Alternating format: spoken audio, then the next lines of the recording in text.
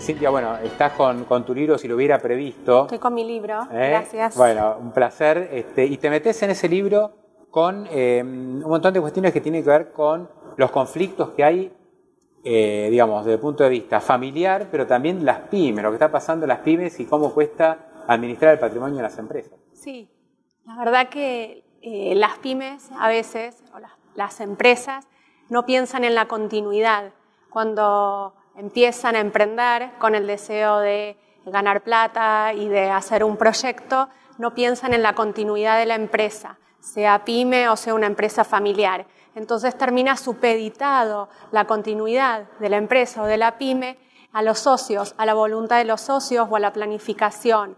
Entonces la idea es proponer una proyección para las empresas para que puedan desde el inicio tomar conciencia y prever el tema de la continuidad con sus herederos o quien ellos consideren que puede ser apto para poder darle continuidad. Claro, hay en la Argentina, y creo que en todo el mundo, ¿no? Las pymes son familiares, básicamente. Después hay pymes que son socios, etcétera, pero hay mucha pyme familiar, mucha pyme que viene con varias generaciones. Hay varias historias en el libro, sí, muy interesante. La primera, especialmente, es una historia de una pyme familiar que viene con un inmigrante y después, bueno, van pasando cosas en las sucesivas generaciones. En muchos casos, justamente en la Argentina, de inmigrantes que llegan con nada a nuestro país y empiezan con su energía y a planificar un futuro y de a poco crecen y bueno, y después pasa de generación en generación y bueno, hasta que llega alguna que no tiene la planificación hecha o no proyectó en quién iba a manejar la empresa y llega a romper los vínculos entre los hermanos, no tienen continuidad con relación a los empleados y después tienen los problemas con la FIP porque le vienen todos los impuestos, claro, etc. Y además se dan casos de, digamos, la pyme familiar. Bueno, después hay 2 nietos que tienen la vocación de continuar con lo que empezó el abuelo y otros 2 que se quieren dedicar a la pintura, se quieren dedicar a recorrer el mundo. Sí, pero como ¿qué pasa, no? Pero como no está pensado claro, en cómo va a ser esa continuidad, todos tienen derecho sobre eso. Entonces, los beneficios que le da la empresa o el patrimonio, todos tienen el mismo derecho. ¿Y qué se hace ahí? Porque viene el que viaja y dice, yo soy tan dueño como vos que estás ahí adentro. Hay ¿no? distintas herramientas jurídicas claro, que uno puede pensar, que son crear un fideicomiso de administración, o el pacto de herencia futura, que está muy en boga en diferentes partes del mundo y que acá es una incorporación que da el Código Civil y Comercial con la reforma del 2015, que es la posibilidad que tienen en pensar en la protección de un establecimiento comercial, tanto salvaguardando los vínculos de los mismos familias como salvaguardando la empresa, la continuidad de la misma. Eso es la protección. ¿Por qué cuesta tanto en la pyme familiar hablar estos temas? Porque siempre se llega al conflicto. Al final, viste, o no siempre, pero es muy común escuchar conflicto. Vos en tu oficina seguramente lo debes recibir. ¿Por qué cuesta tanto? Hay muchos temas tabú, hay muchas cuestiones que se llevan a la mesa familiar del domingo, a la comida, claro, donde se mezclan lo que es la empresa de lo que es las relaciones familiares. Entonces a veces se encuentra en situaciones donde empezamos a discutir en una comida familiar cosas de la empresa. Entonces hay que poder separar qué es la empresa y qué es la relación familiar. Yo creo que eso es encauzándolo. Uno lo puede encauzar desde las herramientas jurídicas, como hay un montón, desde también la planificación de quien hace un estatuto, que por ahí no es una empresa familiar y lo planifica con un estatuto de una sociedad anónima con cláusulas para societarias de los socios. Hay muchas herramientas que pueden proteger de esta manera los vínculos de amistades, los vínculos de los hermanos. Claro, porque en el libro, dentro de las historias, contás una que creo que ha tenido mucho impacto, ¿no? De 3 amigos, no vamos a spoilearla, pero 3 amigos de la infancia que generan una empresa a partir de la amistad. Sí. Después van pasando cosas. Pero también en esos vínculos de amistad, por eso vos en el libro decís preservar justamente las amistades, sí, porque en general cuando uno hace una sociedad es porque sos amigo de la persona, tenés un feeling con esa persona. Y después no siempre terminan bien las cosas. Como se dice, el affectio societatis cuando uno se junta.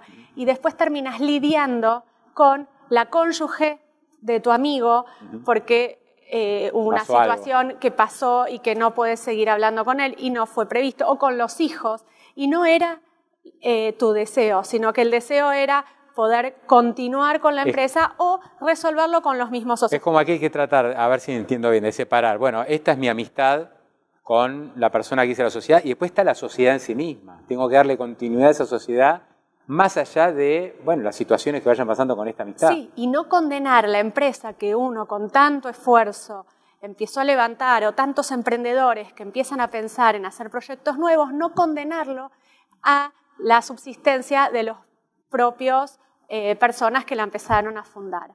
Entonces, la idea de poder pensar en la proyección de un patrimonio, yo creo que se trata de adelantarse, ¿no? Si nos pudiésemos adelantar un poco, podemos prever mejor los conflictos del mañana. Uno está muy metido en que si el dólar sube o baja o qué va a resolver el Banco Central hoy con el cepo cambiario. Entonces estamos muy metidos en el minuto, ya no en el día a día o en el mes a mes, acá es el minuto a minuto. Pero hay que sentarse a pensar en estas cosas porque uno quiere que su empresa, su sociedad o sus relaciones continúen durante muchos años, no en los próximos 5 minutos. Sí, y no confundir que sentarse a hablar no significa pelearse o creer que uno tiene un conflicto. Sentarse a hablar es pensar en el bien de uno, del socio y en el bien familiar de cada uno. Entonces, no siempre es sentarse a hablar porque uno cree que tiene un conflicto. ¿Y vos como escribana qué rol jugás en eso?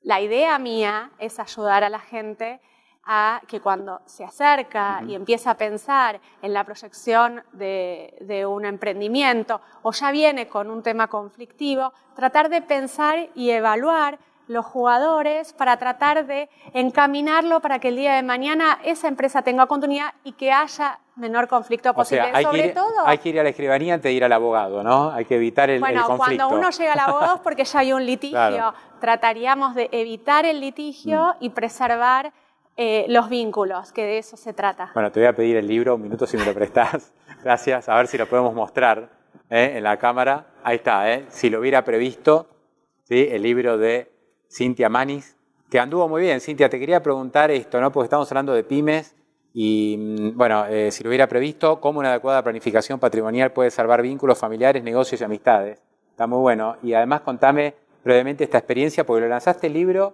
prácticamente arrancando la cuarentena. La idea era lanzarlo para el 30-31 de marzo.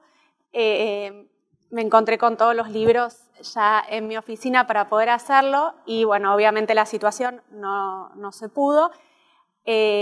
Así que la verdad que tuve una recepción muy buena, mucha gente interesada y además les quiero contar a las pymes, a la gente que escucha, que emprendan, que bueno, en este caso yo estoy emprendiendo un proyecto y que lo hice todo de manera privada, que no lo hice con una editorial, que la imprenta me ayudó muchísimo. Digamos, independiente, que no lo hice y que la verdad que resultó bárbaro. Estoy muy contenta. Claro, porque ahí se juntó también el tema de la pandemia y cómo cambiaron algunos hábitos y la gente se puso a leer, ¿viste? Entonces vos saliste con tu libro en redes sociales y mucha gente tiene ganas de empezar a pensar en otras cosas, tiene más tiempo, me parece, sí, ¿no? Y por otro lado me permite, por medio del Instagram y el tema de poder venderlo en forma directa, me permite acercarme a los lectores, a la gente me cuenta sus historias, sus conflictos, y bueno, y tratar de ver las inquietudes,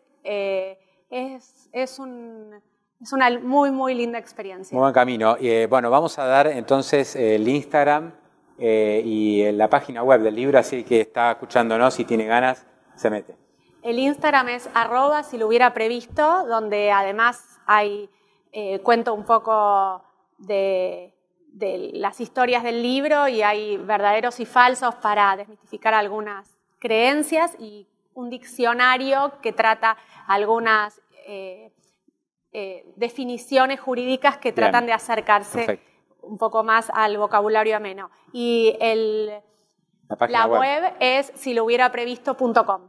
Y ahí directamente pueden entrar, hay un mail también donde me pueden escribir que figura en la página. Y ahí compran el libro, así vos podés seguir con este proyecto. Entrando a la web pueden comprar el libro. Bueno, Cintia, gracias, excelente. Gracias.